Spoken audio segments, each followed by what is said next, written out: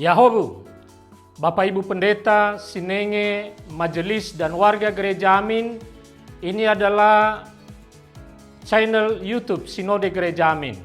Karena itu, bagi yang mencintai Gereja Amin, tontonlah, subscribe, like, dan bagikan. Gereja Amin yang tangguh, mandiri, dan peduli. Tuhan Yesus memberkati.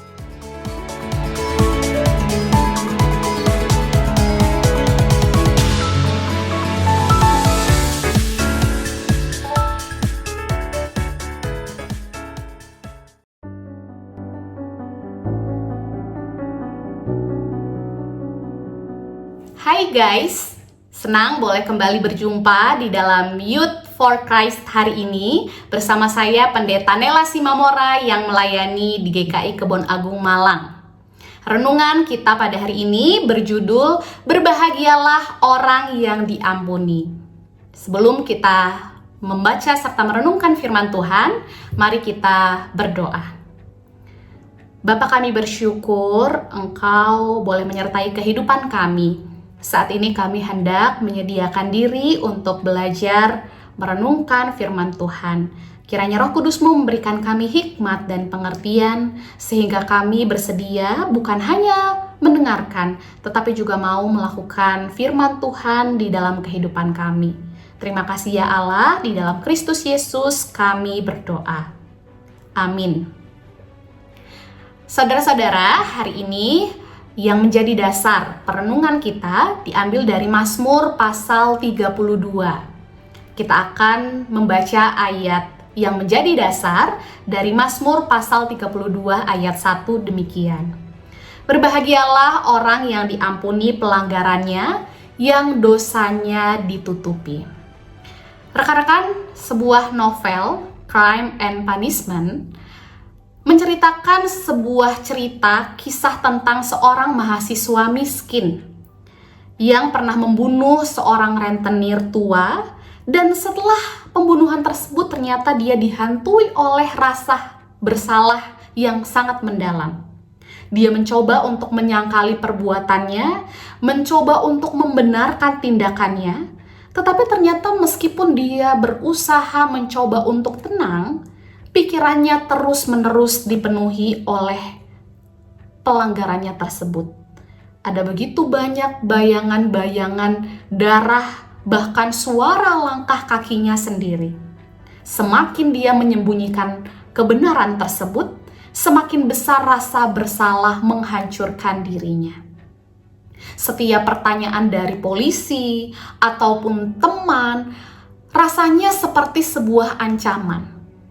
Dia pun menjauhkan diri dari orang-orang yang peduli padanya, bahkan dia sering mengalami demam dan delusi. Rekan-rekan, pemazmur mengalami pergolakan batin yang berat akibat dosa yang dilakukannya.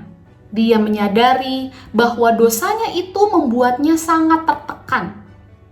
Tidak ada cara lain untuk membebaskan dirinya dari tekanan yang berat itu selain mengakui segala dosanya di hadapan Tuhan dan menerima pengampunan Tuhan. Dengan demikianlah, ia bisa kembali menemukan kebebasan, kedamaian, dan kebahagiaan sejati. Yud, kita pasti pernah melakukan dosa dan kesalahan. Namun, apakah kita berani mengakuinya? Atau justru kita menyangkalinya dan bahkan melemparkan kesalahan itu kepada orang lain? Mungkin kita bisa menyembunyikan dosa atau kesalahan kita, tetapi itu hanya akan membebani diri kita. Akibatnya, kita bisa menghancurkan diri sendiri dan juga orang lain. Karena itu marilah dengan rendah hati kita datang kepada Tuhan. Kita akui segala dosa dan pelanggaran kita. Marilah kita menerima pengampunannya dan bersukacita kembali. Mari kita berdoa.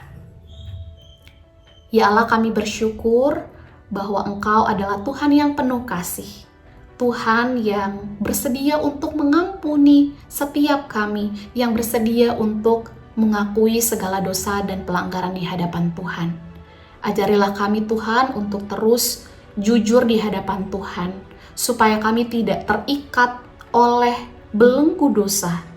Jadikanlah kami anak-anak yang takut akan Tuhan, anak-anak yang setia melakukan kehendak Tuhan di dalam hidupnya. Terima kasih ya Allah, kami mau menyerahkan seluruh kehidupan kami ke dalam tangan pimpinan-Mu. Di dalam Kristus kami berdoa. Amin. Sekian rekan-rekan renungan kita hari ini. Jangan lupa like, subscribe, dan bagikan supaya ada banyak orang yang merasa terberkati. Tuhan memberkati kita.